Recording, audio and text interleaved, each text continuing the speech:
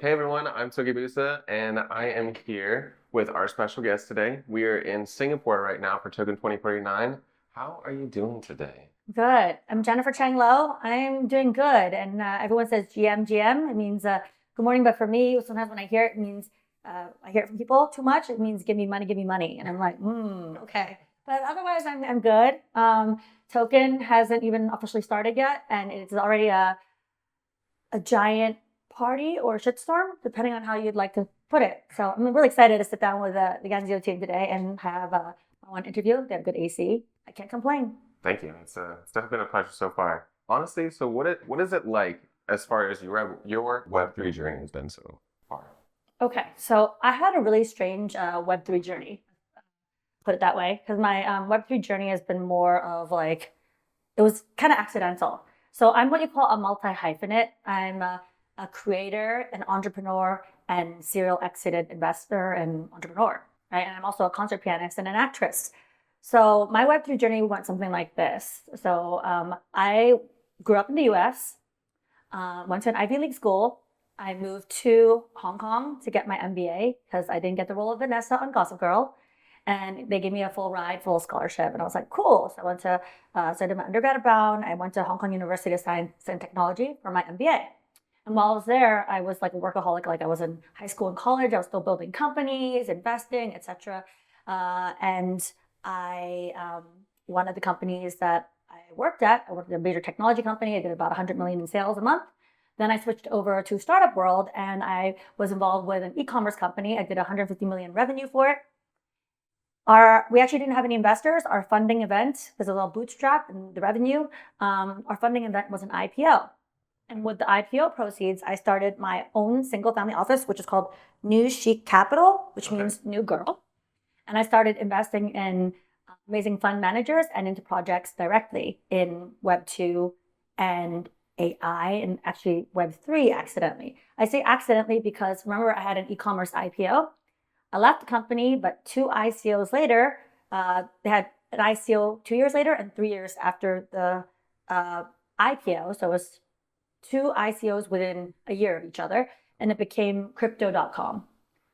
So I accidentally got into Web3, and that was cool. And I always kind of approached it like everyone says, "Oh, you're into Web3," and I'm like, "Actually, I'm Web5." Because Web3 wouldn't exist without Web2, and do the math, Web2 plus Web3 is Web5, right? And so the journey was actually kind of interesting because you and I were talking previously about NFTs and everything. And during the pandemic, I got involved with a lot of different initiatives. Remember, I'm a concert pianist, so I became actually the first pianist on Ethereum. And that happened because I was using my piano to play every day for people and then raise funds. So I used my piano to raise over 8 million for different charities and foundations. Everyone from Make-A-Wish Foundation to different war efforts, COVID relief, etc. And then I became the honoree for a collection called World of Women. And I was actually their runner-up. Oh, by the way, I put all my NFTs on t-shirts. So that way, if people can't afford an NFT, they can buy a t-shirt. I started my own DAO. It's called JennClub.com DAO. Oh, sorry, this is my Zuki. I don't think I'll have time to. And this is my one of my little penguins. My pudgy. Yeah, my pudgy. And I was actually one of the. Luca can tell you, I was one of the first advisors and investors in pudgy penguins. Amazing. So Web3 journey was kind of accidental. People would write in to tell me that I was investing and also advising some of the companies that changed paradigms, but also I was the pianist that they heard daily.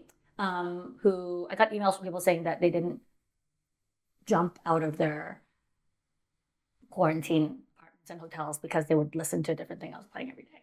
So I still want to support the best projects, the best creators, the best builders, and the best investors and entrepreneurs in the space. And I don't think my Web3 journey is over. I'm still trying to learn and grow every day. I'm what you call a work in progress. Still a blank canvas. I can definitely appreciate that. It sounds like you've had an amazing journey so far, and there's ups and there's downs, but what has been one of your favorite ups in all of it? I actually collected over, last count, about 1,500 NFTs. One of the things that I would do to my true or tried friends, I'd support their projects, but all my best friends who I brought onto my investment committee, I've been able to give them blue chip NFTs. I'd be a lot more wealthy if I wasn't always giving them NFTs. I feel like it's karma and sort of like full circle. And I wouldn't say like wealthy, I'd be a lot more liquid, I guess. But what's been really sort of happy seeing this journey is because I really think Web3, AI, all this technology, this convergence is about being able to, I know everyone throws around decentralization, everything as a buzzword, but I think it's a way of giving people access and also being able to curate well. So it's actually one of the things that happened also to me, like right before the pandemic, was I survived a really bad car accident. And previous to that, I survived being in a coma. And it was with that I realized, actually, that was my high point, because then I realized who my real friends were. My real friends were the ones who weren't like, they were the ones who sent flowers to me, made sure I was okay. The other ones who were my friends would say like, oh, I heard you family launched a hotel. Why wasn't I invited to opening? Or things like that. So I would call this period, my high point was discovering who my champagne friends were. They're there when the champagne is flowing. And then who I call them my broccoli and sauce stain friends are. Because I feel like your real friends are the ones who will tell you, oh, there's a little bit of broccoli stuck in your teeth. And then, or hey, you should spill sauce on yourself. And then the people who aren't your friends, they'll just let you go up on stage in front of 1,000 people with like, broccoli in your teeth and sauce stains on yourself. So for me, that's been an illuminating moment, because I think life is about being able to curate the best parts of yourself. And whether it's your portfolio, your projects, and also in your friend circle, you figure out who's real or not. Because a lot of Web3, while it's like fun, sometimes it's time to get serious about who is like actually doing things for real and who is going to look naked when the tide is going out. Very true. Very true. Especially because the market has, again, its own ups and downs. Yes. And it can be a little difficult to go through the whole entire system and see who's your friends at the high points of the market and who's still talking to you at the low points of the market. But with that in mind, where do you see your legacy coming to fruition in all of this? So this is strange. I feel like I'm still defining and redefining myself. I think we all are, right? Yeah. But I think the one of the powers of, I think, blockchain and also all this technology is that we're going to be the first ones of our generation to truly be immortal. Some people ask me like, oh, are you native, blockchain native? And I said, well, I got in like later than most people, like 2014 to 16 period, right? There are people who have been like mining since, the first hash transactions were happening, right? But what I think, and I say like, you're not native to the blockchain unless you are born on blockchain. I think the time is coming later where, our medical data or other things are going to be stored. And then we're also an exciting sort of inflection point when it comes to AI as well. I've been investing in AI and advising AI companies since about 6 years ago, from like delivery robots to even in health tech and pharma. We're at the cusp of when, nanobots are going to be repairing us. So in terms of legacy, I want to build right now, like I'm actually continuing to build. So, my DAO, my foundation, I've been working on, this is actually really amazing because I co-founded this with a teenager. It's called Globalify. Okay. It's a global Web5 AI search engine. And it indexes, so we have 200,000 investors and 100,000 best founders all indexed. And it's kind of like a search engine because it curates algorithmically. So that way investors are not wasting their time with the wrong deal flow. Yeah. And then startups aren't like, oh, I'm pitching an AI investor my climate company, right? And so that way it's just saving everyone time. And then this is my allocation, ACE investment management. And what I want to do is be able to leave the world a better place than I found it. So, and what I'm constantly trying to make sure is that the founders and the funders and backing, they're truly good people. Because sometimes when you become a crypto trillionaire, just kidding guys, or those so-called Bitcoin billionaires who have like a couple Bitcoin, it's not about the Lambos, and it's actually about really making sure you give back. And I think that what I want to make sure is that the world is more authentic. The blockchain doesn't lie, people, right? And I also want everyone to realize like the time is really the new currency. So this like last 10 minutes I've been spending with you and your audience too. I just want to thank you guys so much for the time, because that's one thing in life we won't get back. That is very true, and that's a great message to push out. Especially, I see a lot of people where they get so focused on how much they need to either build out their project or they need to focus on what they're doing to get to the next step, or honestly just so they can make their own wealth. But not a lot of people are willing to take the time and be like, well, how is this going to solve real problems? Yeah. How is this going to help all of society? Even with some of our talks yesterday, there was a large push for people who really wanted to feel like they were leaving some sort of legacy, like people from the Philippines, where they're finally able to raise their country up and provide stability for them on a financial level, but also just an ability so that they can see what the future is like. So it's amazing to hear that you're also working on such a vision. Of course. I actually just flew in from Kyrgyzstan, and it was really intense there.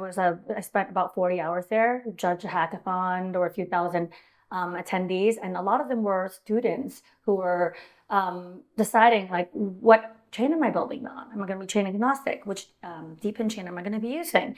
And some of them were trying to solve. I saw one with like a heart device that was going to change the world. There was all these partners, and a lot of what people also need to understand is that collaboration is the new competition, right? We have to collaborate across national lines. So I was working with Accelerating Prosperity, which is the NGO, the foundation that's trying to uplift everyone in Kyrgyzstan, right? Because that's a very underestimated region. Yeah. Philippines itself is also on the up and up, and it's also about making sure that folks have access. A lot of people forget that there are people who are unbanked. There's no way that they can transact and provide for basic things. So one thing I want to make sure is that the impact is there, and that we continue to, build better, invest better, grow better together. I really think that you guys are asking the right questions.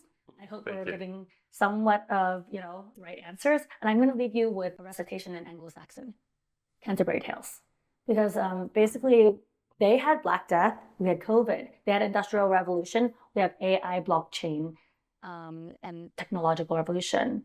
They had the Renaissance. We also have a cultural rebirth. They had the Holy Wars, and they're all fighting. The Romans, the Vikings, the Germanic tribes are all fighting over the British Isles. And we have a lot of geopolitical tension. So this is like 15 seconds of the Canterbury Tales, if I may, by Chaucer, who was the grandfather of British literature. Okay. Not impressive. No. That's something to close with. Okay.